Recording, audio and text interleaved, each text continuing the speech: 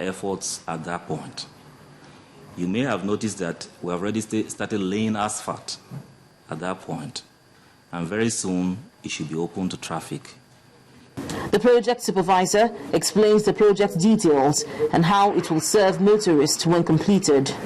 Behind me now you can see we diverted traffic, and there's a curve on the old alignment here that is called Many Have Gone because of the series of accidents.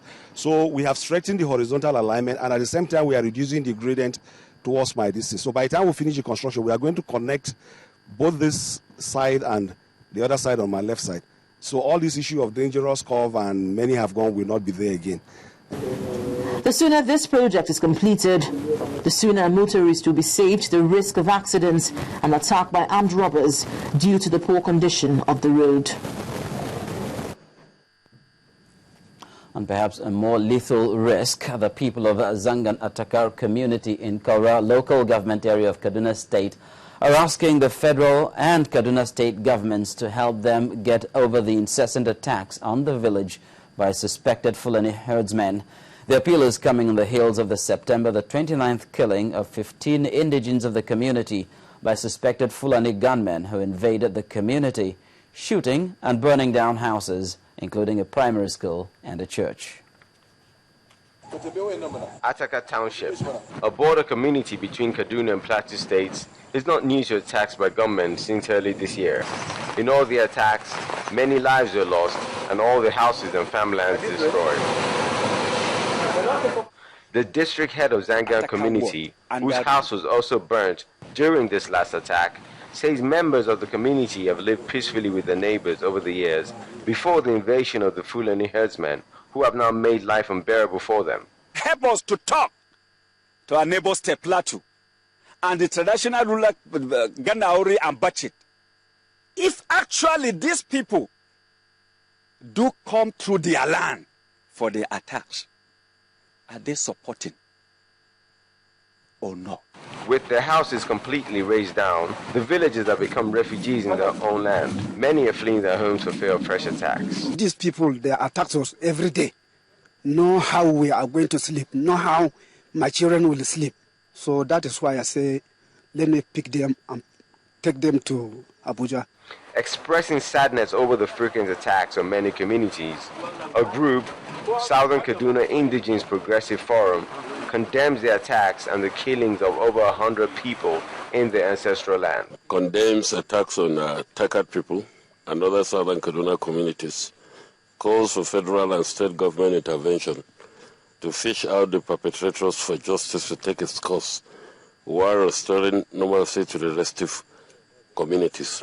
The people are demanding for the adjustments of the boundary between Kaura local government and Ringam in Plateau State with a view to curtail the movement of Fulani herdsmen, who often use the route to unleash attacks on them. When we return in just a moment, the destruction of Syria's chemical weapons is underway. We have that and more on the foreign scene as well as sports news right after the break. One city, 18 million people and counting. Over 18 million dreams of a better life and a team tasked to bring those dreams to reality. What is their game plan? What goals have been achieved? Who are the players? Find answers on Deadline Makers every Saturday at 3:30 p.m. only on Channels Television. Every day as they happen, opinions arise. I lost money in Africa. Sanusi said he couldn't care about the shareholder. For and against, they have to be heard. The government of this dispensation has made a very strong commitment. Yet, bomb skips going on every day. People are dying, and we are talking grammar. Unfeatured. We are the worst advertisement of the product we are trying to pick. Uninhibited. People are contravening and contradicting traffic rules. And issues are laid bare. This is what is called in psychology narcissism. Is worse than megalomania. And the weight decided by you. Face Off, Wednesdays 8 to 9 p.m. only on Channels Television. On the foreign scene, international monitors in Syria say work has begun on destruction of the country's chemical weapons. The destruction of the stockpile being carried out by the Syrians is not expected to be straightforward, as some sites are in combat zones. The operation is being overseen by a team from the Organization for the Prohibition of Chemical Weapons, OPCW. It's the first time the OPCW, based in The Hague, has been asked to oversee the destruction of a chemical weapons armory during a conflict. The Syrian government gave details of its chemical weapons arsenal last month to the OPCW under the Russia-US agreement, which also provided for Damascus to join the Chemical Weapons Convention. And in North Africa, Libya has asked the US government to explain why it embarked on a raid of one of its territory by US commandos on Saturday. Prime Minister Ali Zaidan said he had asked for clarification and stressed that Libya was keen on prosecuting any Libyan citizen inside Libya. The raid captured Al-Qaeda leader Anas al-Libi, whom the US says is currently lawfully detained outside Libya. The other raid was in southern Somalia, but failed to capture its target. Now, there are reports that a German embassy employee in Yemen has been shot dead. The attack took place outside a supermarket in the capital, Hadda district, where the German and other foreign embassies are located. The victim, reported to be a bodyguard of Ambassador Carola Müller-Holtkemper, has not been named. German officials say they are checking the reports.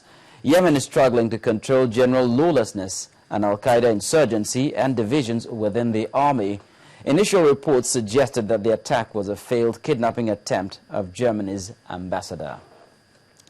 In sports news, FIFA has granted Olanrewaju Kayode provisional clearance to join Heartland with immediate effect.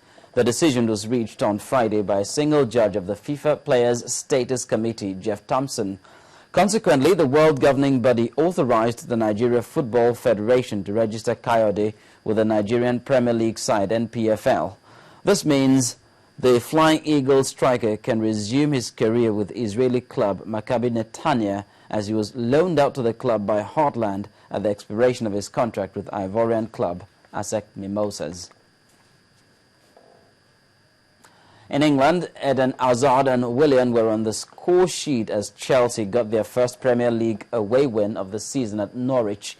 Oscar put the visitors ahead with a first-time shot from inside the area, but Anthony Pilkington equalized with a header midway through the second half. Norwich pressed in the final few minutes, but they were punished when substitute Hazard stabbed in after a swift counter-attack. Willian curled in a delightful third a minute later to wrap up victory, and goals from Adam Lallana and Jay Rodriguez helped Southampton 2-0 to a 2-0 victory over Swansea. This win means Mauricio Pochettino's side have kept 5 consecutive clean sheets and have won 4 matches this season. Well, Serena Williams continued her excellent form in 2013. The world number 1 outclassed 8th-seeded Jelena Jankovic in straight sets to win the China Open. The 32-year-old American had struggled with a back problem in a semi-final, but seemed untroubled against Jankovic, beating the Serbian 6-2, 6-2. She has now won the French Open, US Open, and 8 other titles this year, losing just 4 of 76 matches. Well, I'm always really positive. I have a little over 24 hours to get back together, and obviously playing Jelena, we had a really tough, long final on clay earlier this year, and she plays really well, and she's had such a great tournament, and she wants to go one further, and so it'll be a good match regardless of what happens. I'm excited to still be in the tournament. I can't believe I'm still in the tournament, so for me it's just an honor to still be here.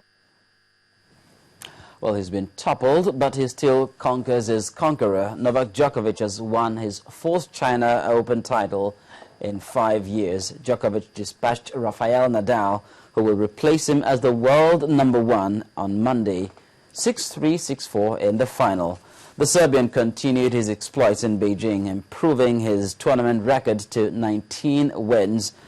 It took him 1 hour and 27 minutes to hold his run of 3 defeats against the Spaniard. Nadal had to reach the final in the tournament to displace Djokovic from the top ranking. The 26-year-old Djokovic stamped his authority on the title match early, racing to a 3-love lead in the first set and never allowing the Spaniard, who went into the match unbeaten on hard courts this year, to stage a comeback.